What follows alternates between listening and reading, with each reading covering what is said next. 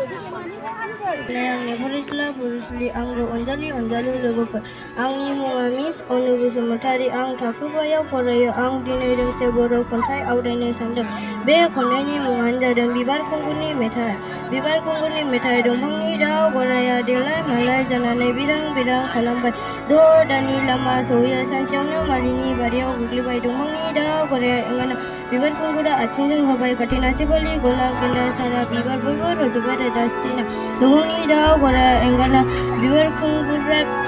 खुगाजों संखौ सुबाय सिफालि गलाब गेन्दा सारा बिबार बयबो फेंखां हरबाय दंफांनि दाउ गराया एंगारना बिबार खुंगुरा बयनोबो थुबाय खुन्थिया सिफालि गलाब गेन्दा सारा बिबार बयनिफ्रायबो ओंखारबाय दावलिया दंफांनि दाउ गराया एंगारना बिबार खुंगुरा खुबै हरबाय बननि सुलि सिफालि गलाब गेन्दा सारा बिबार बयबो ओंखारबाय खिलि